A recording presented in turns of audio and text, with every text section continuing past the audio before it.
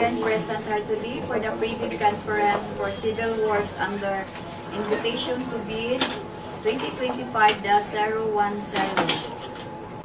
We are live via YouTube in compliance to the Department Order Number 6 Series of 2024, which direct us to stream activities like this for accountability and transparency of procurement processes.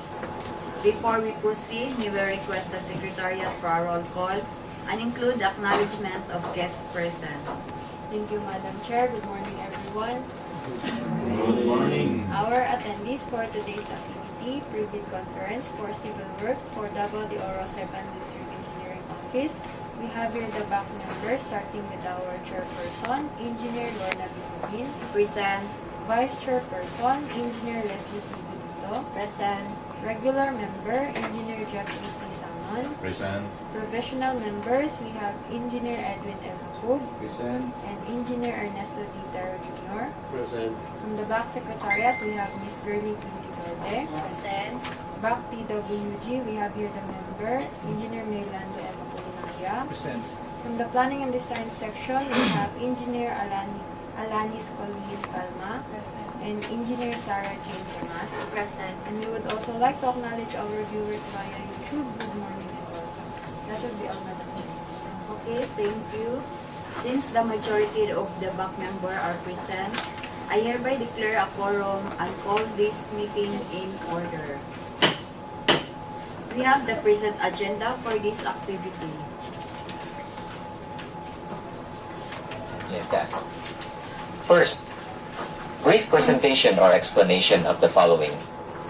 A. Basic contract data including contract description, ABC and duration. B. Requirements of bidding documents including instructions to bidders, general condition of contract, special conditions of contract, specifications, drawings, bill of quantities and forms. C. Documents to be submitted by the bidders. Technical component of the bid and financial component of the bid. D. Criteria and procedure for eligibility check, primary examination of bids, detailed evaluation of bids, post-qualification, status of ongoing projects and award.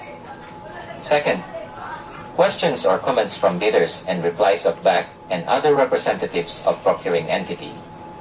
Third, other matters.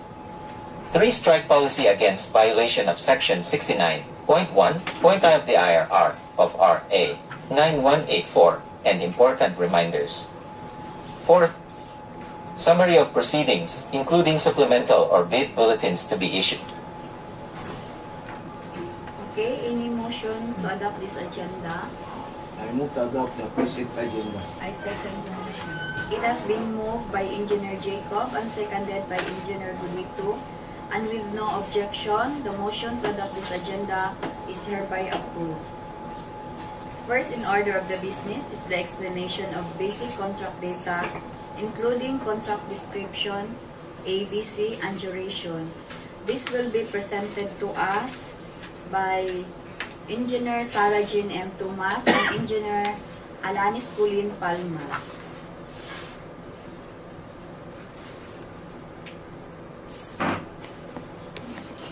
Good morning, everyone. For our first project, name of contract, construction of road, Barangay Poblacion, Barangay Pamintaran, Maragusan, Davao de Oro. Contract ID number is 25LI0087. Location is Davao de Oro. Scope of works, concreting width equal to 6.1 meters, thickness equal to 230 mm. Station 0 to station 0 plus 151 equal to 151 meters, section 1. Station 0 plus 294 to station 2 plus 408 equal to 2,114 meters, section 2. Station 0 to station 400 equal to 400 meters, section 3. Paved shoulder 150 mm thick, roadway excavation, construction of slope protection grouted riprap, construction of masonry breastwall, construction of reinforced concrete slope protection with steel sheet piles, construction of reinforced concrete box culvert 2.4 meters by 2.4 meters by 13 meters, construction of concrete line canal and other minor drainage structure, installation of metal guardrails including concrete posts with metal beam and piece, installation of hazard markers, chevron signs, and application of reflectorized thermoplastic pavement markings. Approved budget for the contract is 99 million. Source of fund, FY 2025 GAA-CSSP-BIP. Contract duration is 200 calendar days, including 45 unworkable days. Size range is medium A. License category is B. Cost of bid documents is 50,000.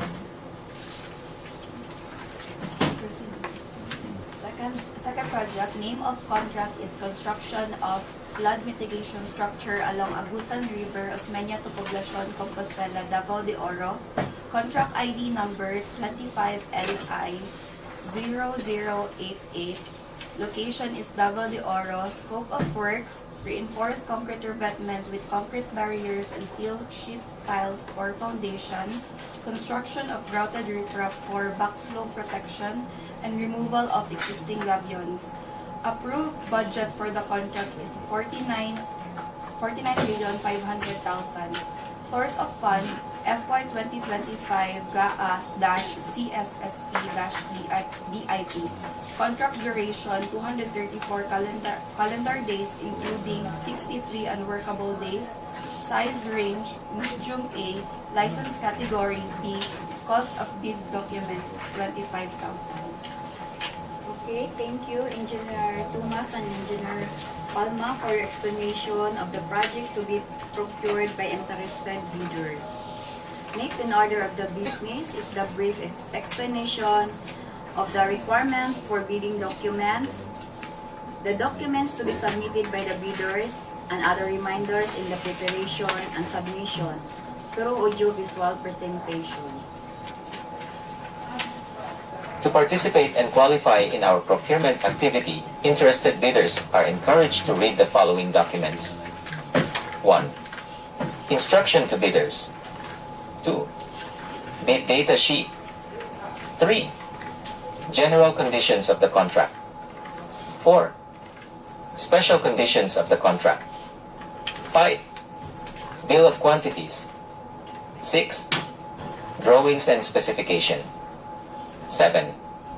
Securities and other forms as may be required for the contract. Bidders are strongly advised to read each provision, especially the instructions to bidders and general conditions of the contract, whose special instructions are clearly spelled out in the bid data sheet and special conditions of the contract, respectively. Bidders are also encouraged to check the bill of quantities so that your bid will be responsive to the requirements set forth in the bidding documents. These documents can be downloaded free of charge from the PhilJEPS and DPWH websites. Interested bidders shall pay the applicable amount for the bidding documents not later than the submission of your bids. The following documents should be included by interested bidders in their bids. 1. Technical component. Technical component of the bid. PhilJEPS certificate. If not enrolled in CEWA. PCAB license and registration, statement of all ongoing government and private contracts, SLCC, NFCC computation, and statement of total asset and total liabilities, joint venture agreement, if applicable. If already enrolled in CWR, Civil Works registration. Eligibility documents to be updated, if any. Bid security. Project requirements. Organization chart for the contract. List of contractors' key personnel. List of major equipment owned or leased. An omnibus warrant statement. In prescribed format in accordance to GPPB Resolution 16-2020. Financial component of the bid. Bid form. Bid prices in the bill of quantities. Detailed estimates including a summary sheet indicating the unit prices of construction materials, labor rates and equipment rentals used in coming up with the bid, and cash flow by quarter. Please be reminded that Omnibus Sworn Statement, bid form, and bid securing declaration, if opted to this type of bid security, should be in standard format as per guidelines of Government Procurement Policy Board, GPPB, in their Resolution number 16-2020.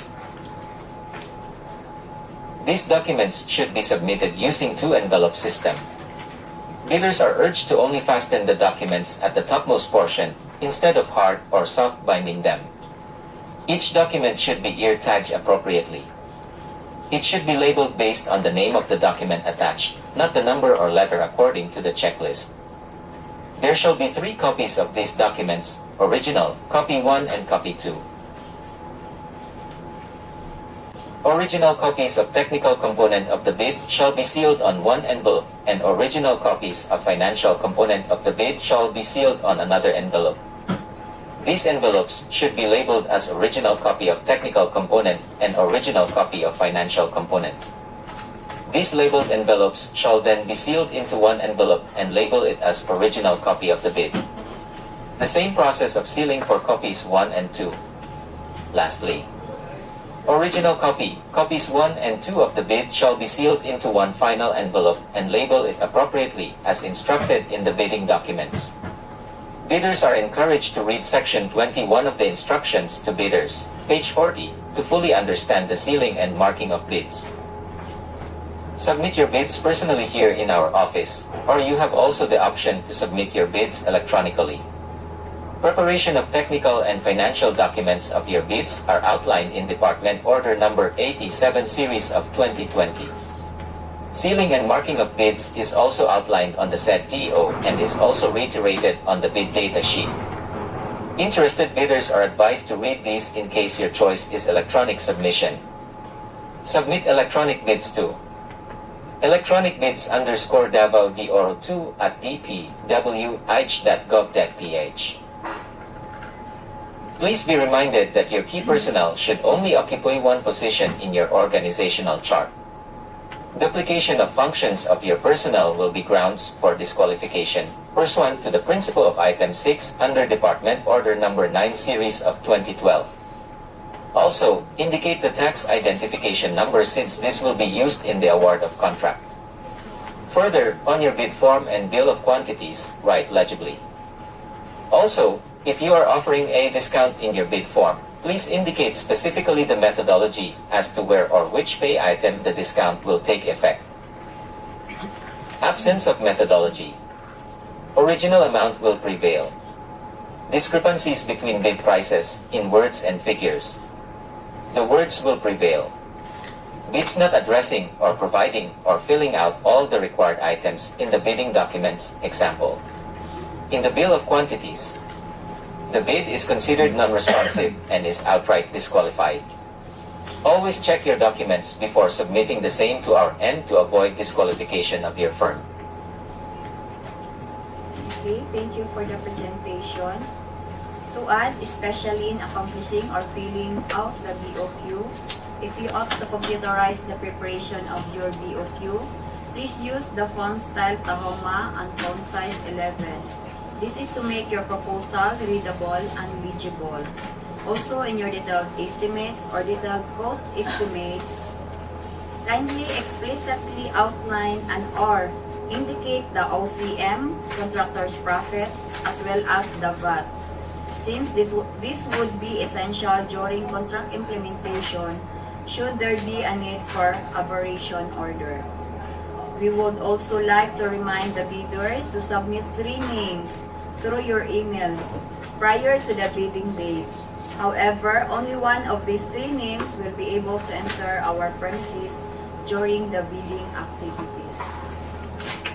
Next in order of the business is the explanation of the criteria and procedure of the eligibility check, preliminary examination of bids, detailed evaluation of bids, post qualification, status of ongoing and awards. This will be discussed again through audiovisual presentation. Criteria and procedure for eligibility check. preliminary examination of the bids, detailed evaluation of bids, post-qualification, status of ongoing projects and award. The criteria for eligibility check are set forth in Section 23 of the revised implementing rules and regulations of RA 9184.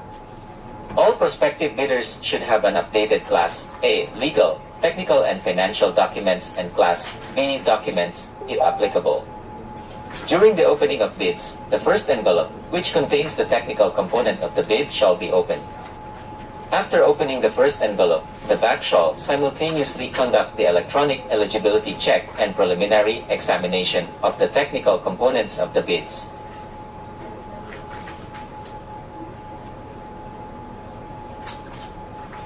Bidders who are ineligible to participate because their eligibility documents are not updated shall undergo manual eligibility check based on the submitted eligibility documents. If found to be eligible, and at the same time pass the preliminary examination of their technical proposal, their financial proposal will also be opened. However, the committee will conduct second electronic eligibility check after updating the eligibility records of the bidder through the contractor's profile application or through procurement service, central office. Result of the latest electronic eligibility processing shall prevail over the manual eligibility evaluation. All open financial components of the bid shall also undergo preliminary examination. If passed, the committee will read the bid amount stated in the bid form. The BAC shall immediately conduct a detailed evaluation of all bids using non-discretionary criteria in considering the completeness of the bid and arithmetical corrections. Bids shall then be ranked in the ascending order of their total calculated bid prices, as evaluated and corrected for computational errors and other bid modifications, to identify the lowest calculated bid. The lowest calculated bid shall undergo post-qualification in order to determine whether the bidder concerned complies with and is responsive to all the requirements and conditions as specified in the bidding documents pursuant to Section 34 of the Procurement Law.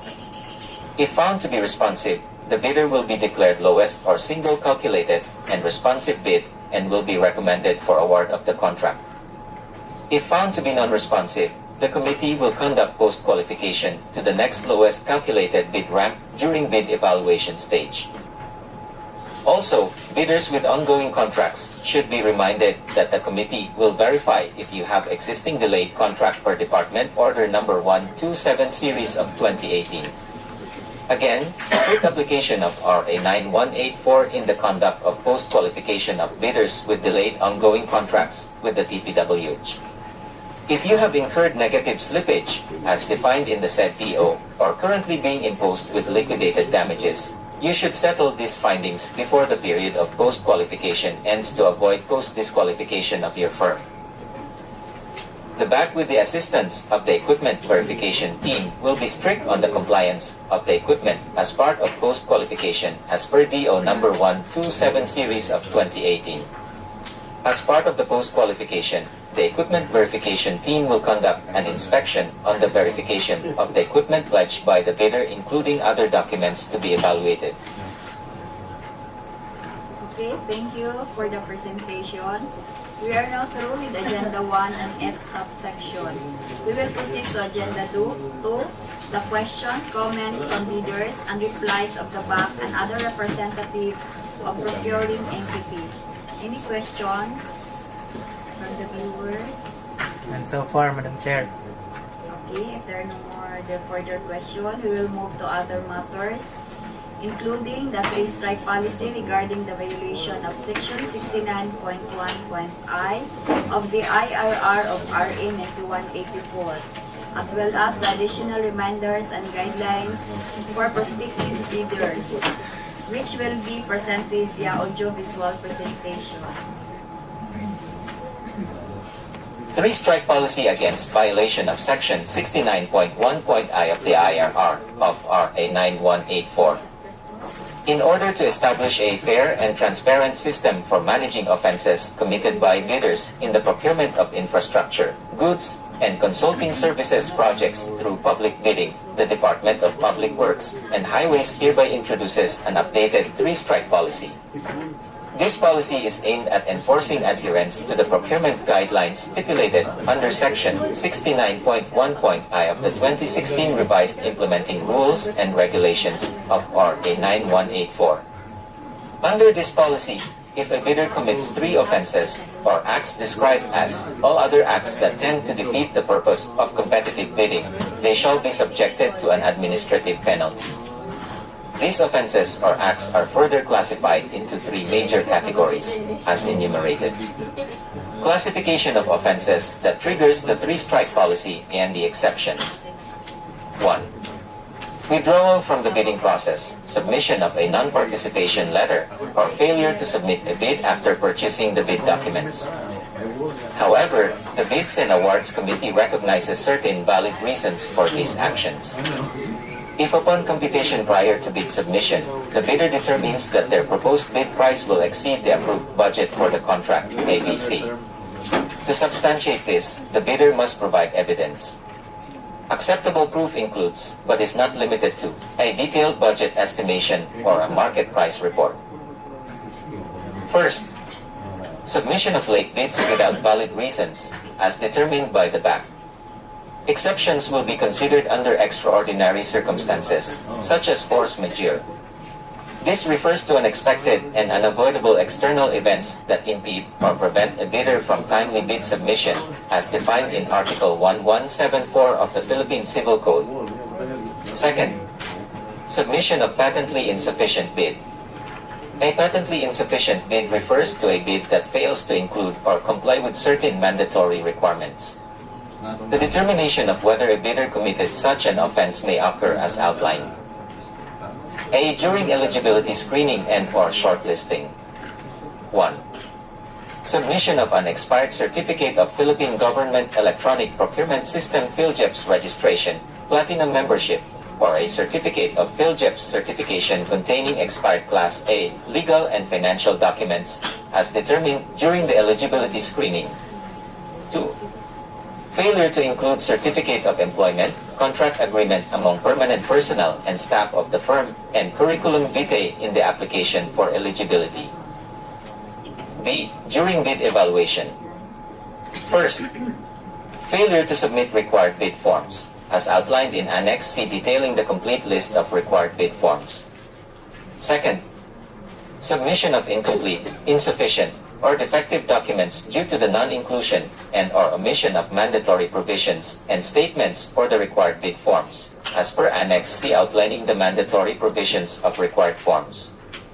Third, submission of an unauthorized bid securing declaration, an omnibus sworn statement, and joint venture agreement, or statements from all the potential joint venture partners, with the exception during the declaration of state of calamity, or implementation of community quarantine or similar restrictions declared or being implemented either in the locality of the procuring entity or of the bidder. Fourth, submission of the bid form, price schedules, bid securing declaration, omnibus sworn statement, and joint venture agreement without the name, legal capacity, and signature of the bidder or its authorized representative. Fifth, nomination of key personnel of a profession different from what is required by the bidding documents. Sixth, failure to submit proof of ownership, lease, or purchase agreement of pledged equipment. Seventh, failure to submit the required certification of key personnel as per Department Order No. 9, Series of 2012. Eighth, failure to comply with the required minimum number of key personnel and equipment as stated in the bidding documents. C. During post-qualification. Participation in bidding for infrastructure projects by a bidder whose allowable range of contract costs, as indicated on the PCAB license, does not match with the specific requirements of the infrastructure project being bid for, in terms of category, classifications, and size ranges. Third, enforcement and penalties. If a bidder commits any of the 3 major offenses or acts listed above 3 times within a year, starting from the approval date of the resolution recommending the imposition of Strike 1, first warning, which is counted as day 1, through day 365, and if these 3 offenses are of a similar or identical nature, It will trigger the enforcement of the stipulated administrative penalty, suspension from participating in all DPWH procurement activities and entering into contract with any DPWH procuring entity. Subsequently, as per the procedure outlined in Annex A, this may result in the blacklisting of the suspended bidder, thereby disqualifying the bidder from participating in any government procurement activities for a period of 1 year. In conjunction with blacklisting, the bidder will also face bid security forfeiture and must comply with the enforcement of the bid securing declarations conditions. In more severe instances, when a bidder commits another set of 3 similar offenses, or more than 2 sets of 3 similar offenses, instances where more than 6 similar offenses occur within the said 1-year time frame, the bidder may be subjected to an increased penalty resulting in blacklisting for a period of 2 years. The effective duration for the penalty of either 1 or 2 years applicable will be clearly stipulated in the blacklisting order, with the provision that the duration of blacklisting shall not exceed a maximum period of 2 years, commencing on the date the blacklisting order is approved and issued by the Secretary. Another important reminders. Department Order Number 227 Series of 2024. Suspension of Department Order Number 148, Series of 2024.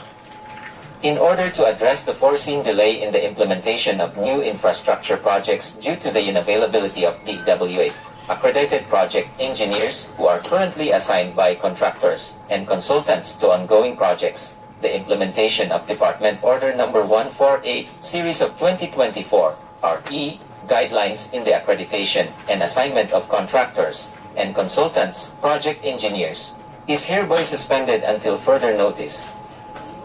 This directive to suspend the application of DEO number 148 series of 2024 shall not apply to the implementation and construction of buildings and bridges. Thus, for construction of buildings and bridges, accredited project engineers shall be assigned by contractors and/or consultants. Nonetheless, the accreditation examination shall be continuously administered, and all other activities relative to the aforesaid accreditation shall not be affected by this suspension. This department order supersedes any previous department orders, memoranda, and/or instructions inconsistent with the foregoing and shall take effect immediately. Department Order Number 110 Series of 2024. Implementation of ISO 9001 of 2015 certification requirement for large A, medium B, and medium A contractors in the procurement of infrastructure projects of the department. The department shall now mandate ISO 9001 of 2015 certification as part of the project requirements for contractors involved in the procurement of infrastructure projects. This requirement applies to bidders classified under the following Philippine Contractors Accreditation Board or PCAP size range and are participating in the department's procurement of infrastructure projects with approved budget for the contract ABC range, to wit. For PCAP size range, large A allowable range of contract cost. More than 300 million pesos but less than 450 million pesos. Effectivity January 1, 2025. For PCAP size range, medium B, allowable range of contract cost. More than 150 million pesos but less than 300 million pesos. Effectivity July 1, 2025. For PCAP size range, medium A allowable range of contract cost. More than 30 million pesos but less than 150 million pesos. Effectivity January 1, 2026.